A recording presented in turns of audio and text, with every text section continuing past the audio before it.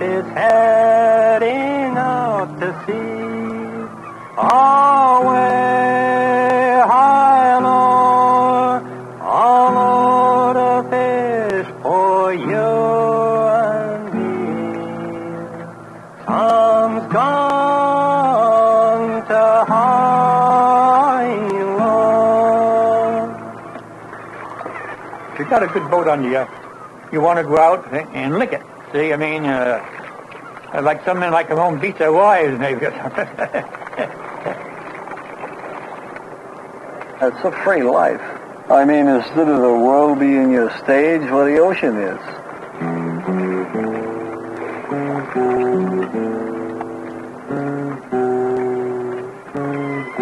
See, we have the bluefish, the butterfish, the porgies, the cod, the haddock, the flounder.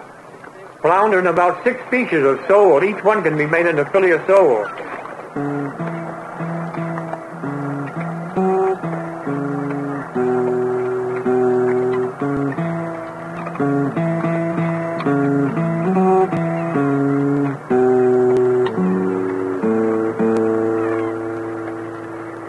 It's just doing something on your own.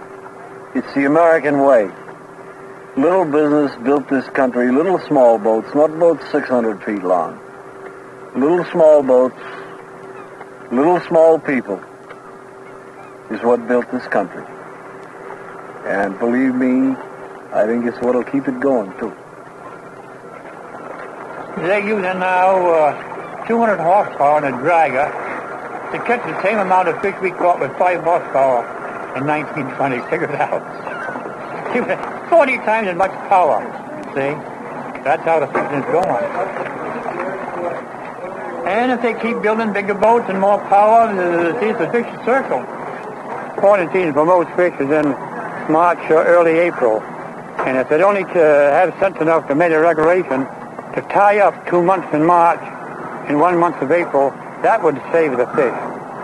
If you went down New Bedford or Boston or Gloucester and see all the fish brought in, and now in March and April with big spawn bulging out, and at that it only hatched, there'd still be plenty of fish. But they had no restrictions, you know.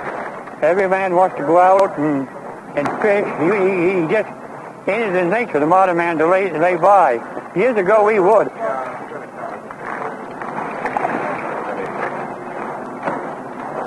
On a Sunday night in 1945, about 2,000 barrels is brought to Stonington every night.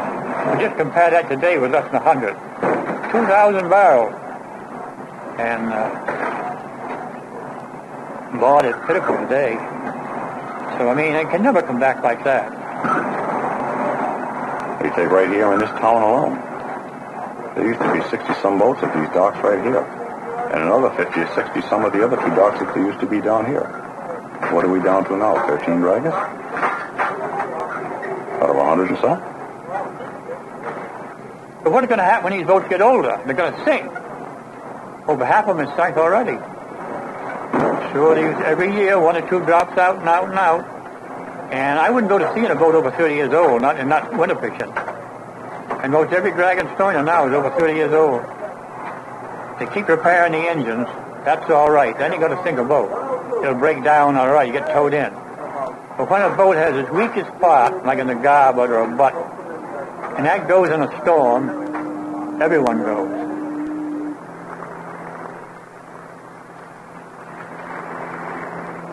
Now you have all this modern equipment. You radio latest and radio telephones and stuff to communicate back and forth with one another. You've got your depth sounders, where years ago they used to use lead lines to check the depth.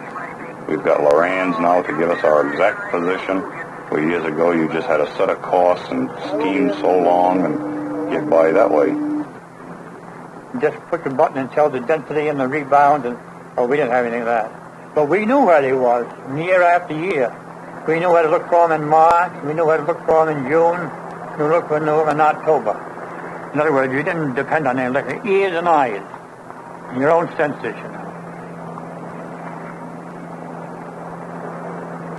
The last 3 years has been the roughest as far as looking for the fish to return. to a certain place at a certain time or within a certain time. We used to be able to tell within a week, give a few days one way or the other, when them fish were going to be at a certain place. So we'd go there. But these last 3 years, it's just been so mixed up, you can't do it. I've been fishing where we spent as much as 16 days away from home, and I brought $125 home. That's not too much money. It's kind of tough to get by on. We spoil the land and foul the sea, away high low, no more place for the fish to flee. Tom's gone to high low. I don't think that a fish is any different than anything else. I think that a fish can only consume so much bacteria the same as you or I or any other animal. They'll adapt themselves to another area. Even though it is natural for them to follow a path, I believe if the water's bad enough, they will move. At the time that they approach the mouth of a river to go up it for spawning, if the pollution in the river is bad enough, they will eventually, the ones that do go up it will die. Pretty soon there's none to return. So they don't return to the river because the cycle's been broken.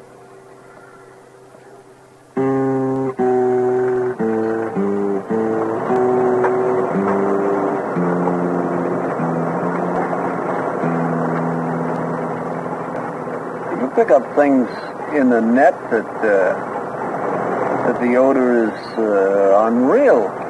I mean, if anybody knows what it smells like, well, you know what it is. Tin cans, rubber tires, anything that comes out of a plant, cut your net, cut your gear. I mean, this is something, in my opinion, that in the years to come will have to be stopped. I mean, they're going to have to find some place besides God's ocean to dump their rubbish.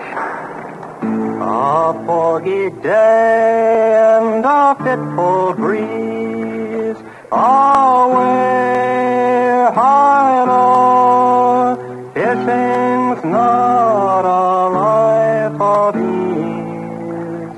Tom's gone to high low.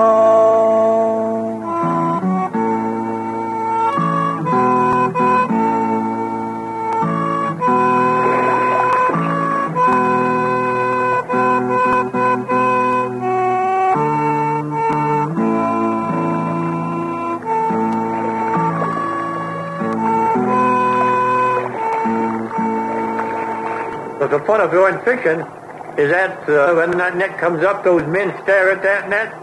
There's excitement in their eye every time, no matter how many times they've been fishing. Is that, wonder what I got now? I wonder if I got a goldfish. Captain's kid treasure.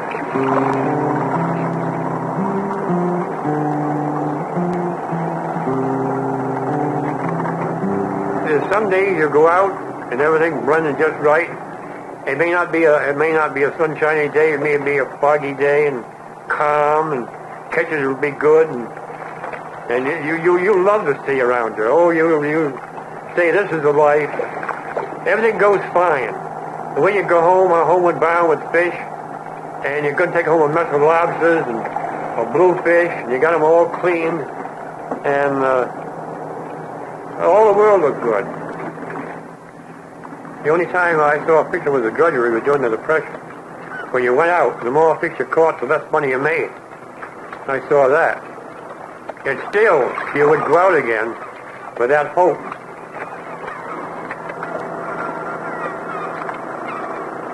I can remember when these guys were fishing around here, they would get stamps back. They wouldn't get anything back. There's been a couple of times they've gotten a bill because they couldn't get nothing for the fish, but they had to pay for the freight. I've seen times when I was fishing with my uncle, they didn't even give him a bid on his fish. Now, he had been out like 5 days, had 40,000 pounds of fish. Never got a bid on them. You had to turn around and dump them all over the place. couldn't sell them. Just assume that you've got 10 boats out of here, or 12 or 13 boats out of here, small boats like this here, and we fish an area. But what about if there's 40 foreign vessels that are 3 times the size we are, running 3 times the gear, fishing 24 hours a day with enormous crews on them? I mean, they catch more fish in a week than a little fleet like this will catch in a year. Not only is it overfishing, but it's hurting an American fleet that's fishing maybe 12, 15 miles offshore, where they're traveling, thousands of miles to fish our waters. There's boats constantly out here. I mean, from everywhere you want to mention. There's no romance of going fishing working on a factory ship. You're high up, you're inboard, everything is done by machinery. Another boat comes, a smaller boat comes alongside and hoists his catch onto you. You're the factory. You're just a floating factory, that's all. And if a man, instead of working on that, he might as well work in a mill or a factory or a shipyard ashore. The damn thing ain't rolling around, too. Fish will never die out. I wouldn't say that. That's pessimistic. But you got to make a few regulations. You got to not replace it. One man says, replace it with bigger gear like the Russians. I think that'd be a mistake. That's investing too much more money. That's ganging up on the fish again with more modern equipment. And I don't think that's the answer. I think the answer is kind of push the Russians a little further offshore if you can by international agreements. If you're going to push the 200-mile limit to stop the foreigners from coming in, you've only made half the step. You've still got to stop these other fishermen right here in this country from using that small twine from hurting themselves to make the full step. Now, we have these industrial fish plants in Point Judith, New Bedford. We had them in Long Island. And you have up and down the coast that they use either fish meal, they use it for fertilizer, they use it for cat and dog food. Now, we use it in order to catch that fish. We got to use that small mesh also.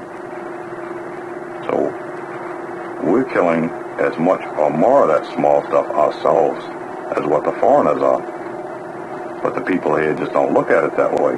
They're just looking at it that the foreigners are cleaning up our fish, and it just doesn't so. I know we're hurting ourselves in this country just as much as they are.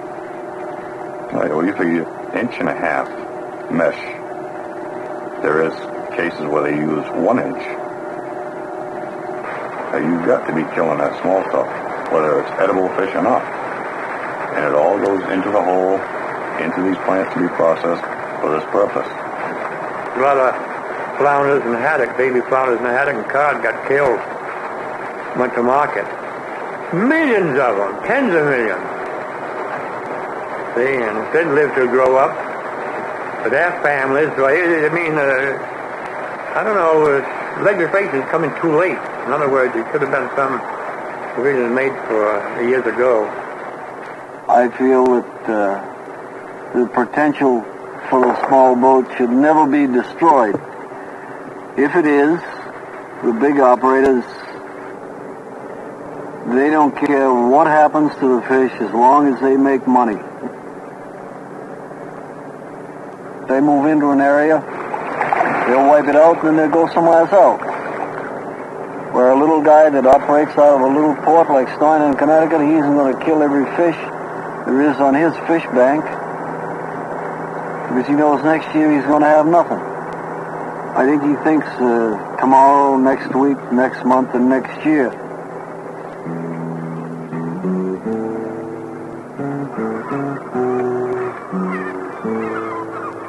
There's not the same meaning on a big boat, a big factory boat, as there is on a little boat of your own.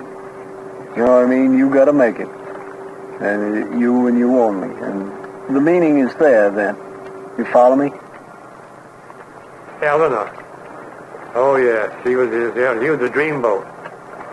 When I saw her ranch down in Ranchokas Creek, she was the finest, most beautiful thing I ever saw afloat. She was a beauty. And all the other fishermen had great respect for her. But when I got kind of ailing, and the boat got ailing, we both ailed together, I survived. So the boat went first. The other one should have been afloat today.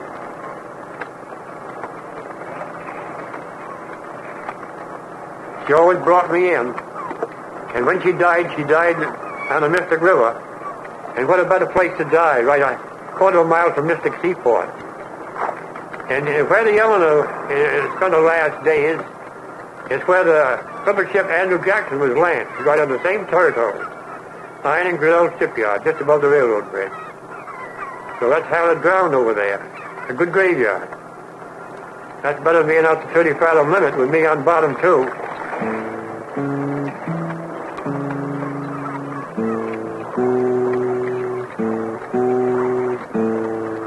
A little small fleet like this, it's a crying shame for it to die. But from 60 down to what few boats is left, it's on its way. Seeing is believing. You can count them. Tom is gone from Stonington, away high on. He'll come back when the fishing's